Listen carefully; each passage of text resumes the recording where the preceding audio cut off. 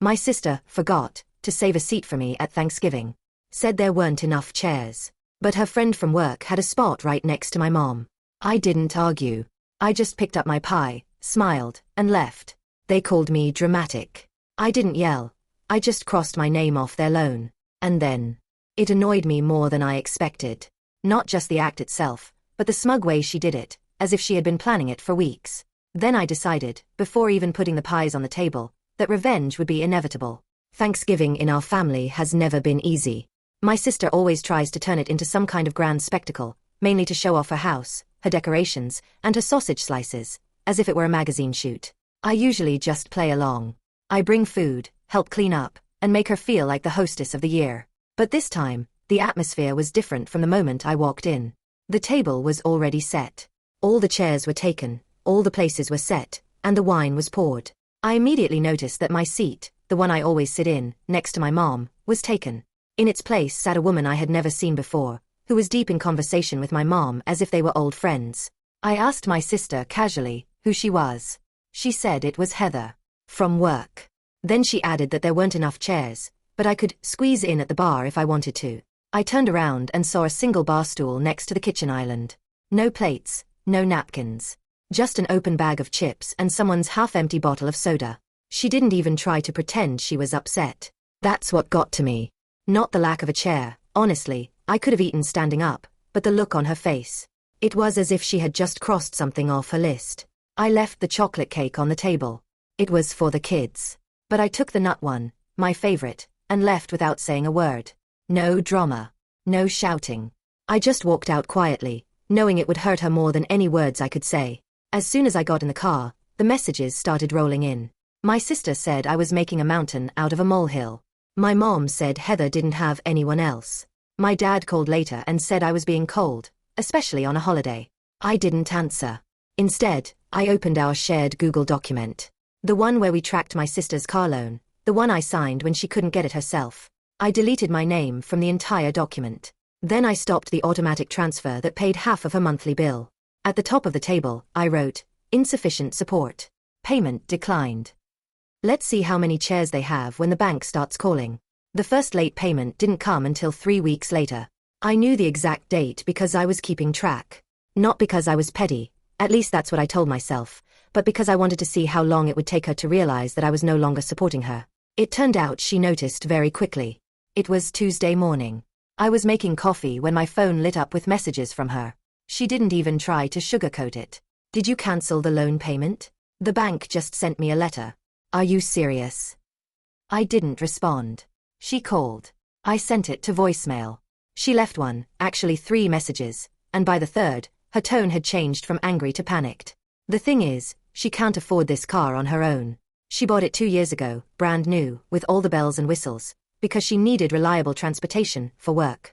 Her credit history was terrible due to several maxed-out credit cards, so I co-signed. She made the payments, I covered the rest, and it all worked, until now. That same evening, my mom called. She sounded tired, as if she already knew she was getting herself into something unpleasant, but she did it anyway. She said I needed to talk to my sister. She said it wasn't fair to, out of the blue, refuse to help. I asked if she thought what happened on Thanksgiving was fair. My mother hesitated. She said, it's not that big of a deal. Yeah, right. Not that serious. Just serious enough to publicly remind me that I'm worthless. That night, I finally responded to my sister. I said I wouldn't pay anything else. That I wasn't obligated to help her. And that being family didn't mean being a doormat. She replied, you're punishing me for sitting? I didn't respond. 2 days later, my dad called. We hadn't spoken since Thanksgiving. He got right to the point. He said that if I didn't resolve the issue, the car could be repossessed, and that would ruin her credit history. He said that he and my mom would have to step in, and they couldn't afford to do that right now. That's when I realized I had hit a nerve. I reminded him that I had stepped in when she needed me. No one else did. And I wasn't going to do it again. He hung up without saying goodbye. The next week, she missed another payment. The bank sent her another message. I know because she sent me a screenshot with a long message in all caps. This is not a joke. No, it wasn't funny. But I was starting to feel like it was justified. And I was just getting started. After the third missed payment, it was no longer a private matter. She showed up at my apartment. No call, no text. She just rang my doorbell like a cop. At first I didn't answer, but she held her finger on the button for so long that my neighbors started to hate me. So I let her in. She walked in as if she still had the upper hand, even with the warning about the seizure of property in her mailbox. She started talking without even closing the door. She said she couldn't believe I was doing this. She said I was being unreasonable. She said my family was worried about me.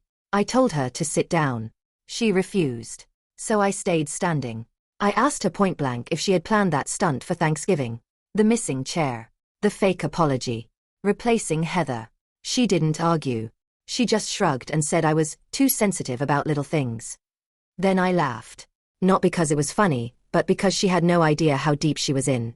I opened my laptop. I opened the loan account. I showed her the balance, the accumulated late fees, the notice of a penalty payment pending. I asked her if she wanted to take responsibility for it. She started to back down.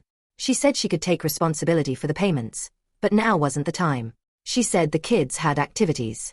She said her husband had been laid off. She said I was blowing things out of proportion when we could have just talked. I reminded her that I had tried to talk. She preferred to belittle me. She looked around as if searching for something to throw at me emotionally. Then she sank even lower. She said my mother was disappointed. She said my father was furious. She said they were thinking of taking out a loan, but didn't think they should. I said, fine. Let them. She left without saying a word. 2 days later, I received a group message.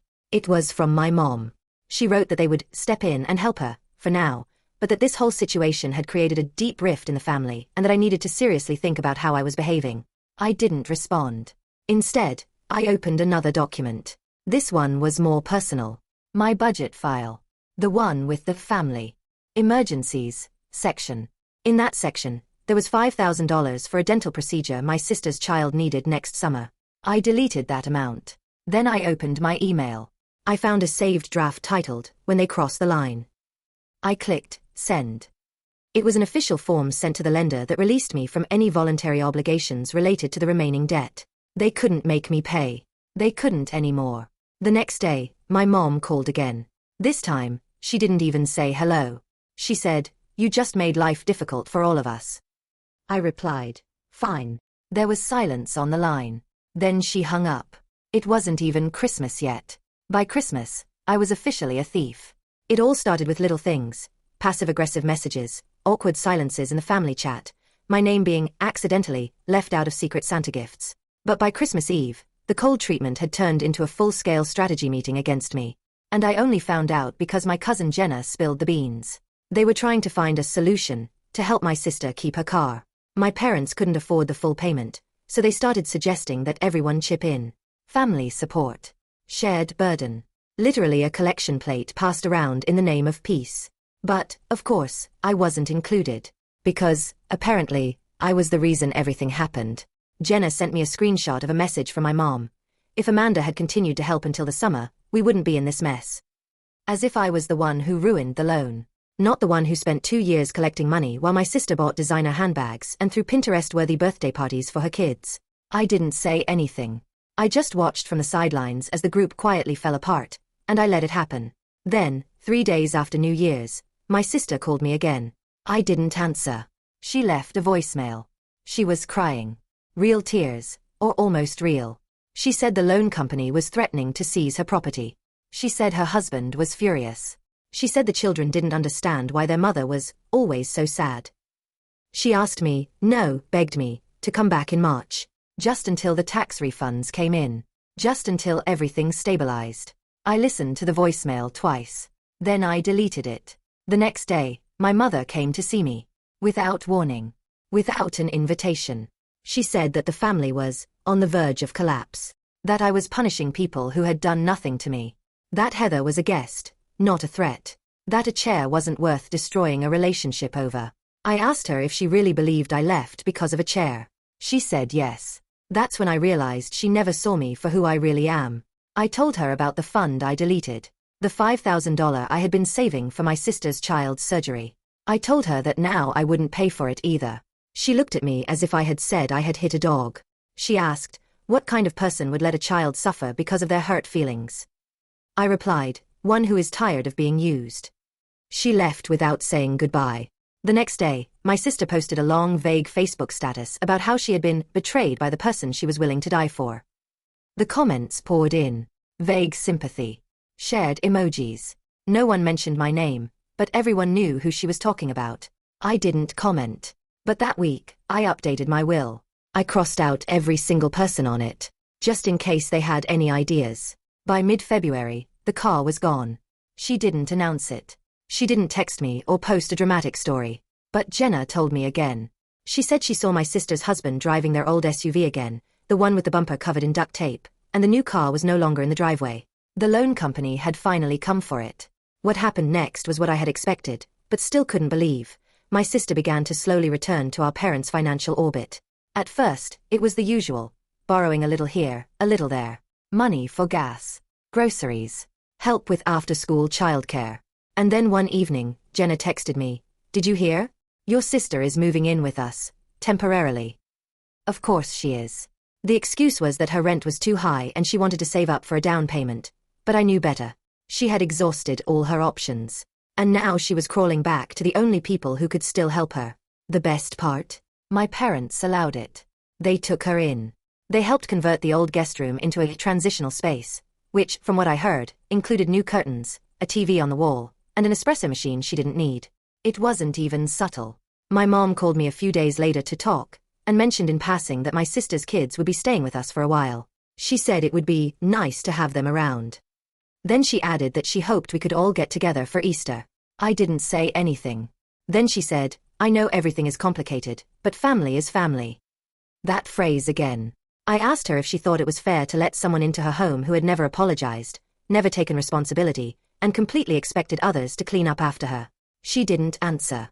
She just said, "I don't want to fight." I said, "Then don't call me." A week later, I found out from Jenny, again, that my sister and her husband weren't even trying to leave. Yes, they are now raising money, but not to move. To buy passes for the kids. And to book a vacation. Meanwhile, my parents started grumbling. Not loudly, but loud enough for Jenna to hear. My dad started getting annoyed that there were no leftovers. My mom whispered to one of her friends that she was running a daycare and a hotel without any help. But they still blamed me. Because I had the opportunity to fix everything. I had money, credit, a place to live. But I chose not to. That's when the real change happened. One morning, my mom called me, cold, curt, and said she was disappointed. That I had left them to deal with what we were all supposed to help with. I couldn't hold back. I told them they had created this themselves. They had protected her when they should have challenged her. They praised her when she sucked the life out of them. They ignored me when I warned them. She said I was cruel. I said I was free. We haven't spoken since. And now, my sister still lives in that house. Still pretending nothing happened. Still showing off new things on social media and calling it a healing period. Only now, when Mom calls Jenna to complain about the grocery bills, the noise, or how long this is going to last, Jenna just forwards it to me.